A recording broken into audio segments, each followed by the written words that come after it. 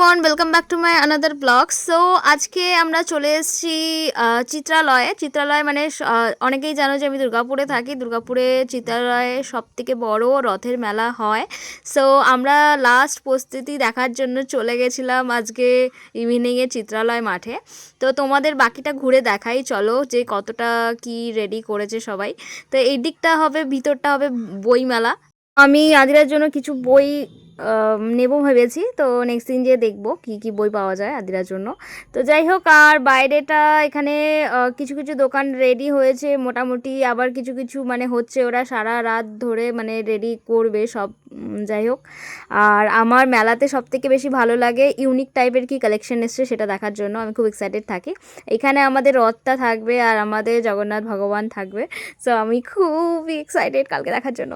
তো যাই হোক, আর বাকি এখানে অনেক দোকান আছে, ঘুরে শেষ করতে পারবে না। মেলাটা এতটাই বড়, যারা দুর্গাপুরে বাইরে থেকে দেখছো তারা একবার অন্তত দুর্গাপুরে ভিজিট করো, তাহলে বুঝতে পারবে যে চিত্রালয় মেলাটা কতটাই বড় হয়।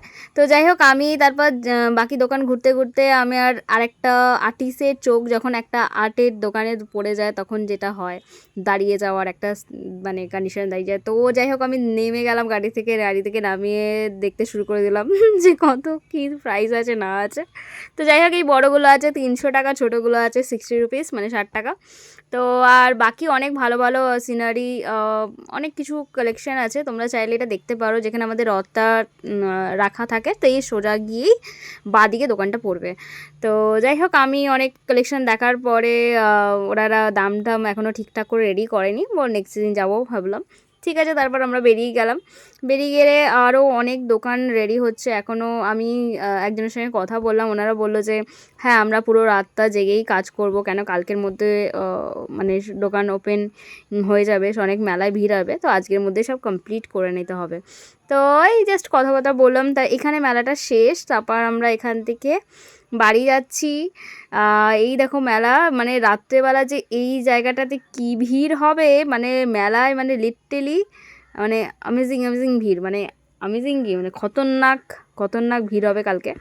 তো যাই হোক, আর বৃষ্টিটা না হলেই হলো, কেন কি অনেক মানুষ অনেক টাকা দিয়ে বসেছে, আর বৃষ্টি হয়ে গেলে পুরোটা মাটি হয়ে যাবে। অনেক আশা ভরসা নিয়ে বসেছে। তোমরা মেলায় গেলে কিছু না কিছু কিনো কারোর না কারোর কাছ থেকে, এটুকুই রিকোয়েস্ট সবাইকে। তো তারপরে আমরা বাড়ি চলে যাচ্ছিলাম। বাড়ি চলে যাওয়ার পরে টু বললো যে একটুখানি বাড়ির জন্য গজা মজা কিনি। তো নিয়ে কাকুরের খুব ভালো লাগলো ব্যবহার। তো কাকু, আমি সাজেস্ট করবো, সামনেই আছে কাকুরা, তুমি কাকুর কাছ থেকে নিও, খুবই ভালো নিমকি বানায়। তো আমি অ্যাকচুয়ালি অনেক বছর পর গজা খাচ্ছি, এবার গজার টেস্ট আমি ভুলে গেছিলাম যে কীরকম হয়। তো কাকু আমাকে দুটো দিল যে খেয়ে দেখো। তো আমি ভাঙতেই পারছিলাম না, লিটারালি একবার কামড় দিয়ে আমার ভালো লাগেনি, আবার দিয়ে দিয়েছি রোগকে যে তুমি খাও। তো আমি নিমকি নিলাম, আমার নিমকিটা ভালো লাগে। তো কাকুকে বললাম যে দুটো নিমকি দাও তো, কেমন লাগছে দেখি, ভালো লাগছে। তো কাকু বললে খেয়ে তো দেখো। আমি বললাম নিয়ে বলছে না, খেয়ে দেখো না, তারপর তো ভালো লাগলে তুমি নেবে। তো আমাকে দিল দুটো, তো আমি খেয়ে দেখলাম, ভালোই লাগলো আমার।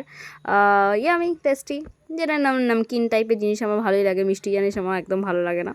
তো যাই হোক, আমি তো বেশি খাই না, দুটো খেলাম। খাওয়ার পরে তারপরে আদিরাকেও দিলাম যে আদিরা তুমি খাও।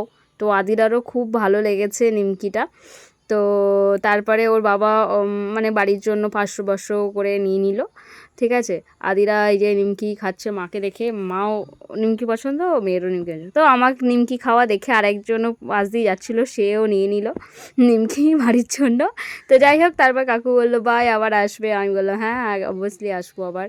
তো যাই হোক, তারপর আমরা এগুলো নিয়ে নিলাম, কিছু জিলেপি, গজা, লাড্ডু, তার নিমকি নিয়ে আমরা বাড়ি যাওয়ার উদ্দেশ্যে রওনা দিলাম।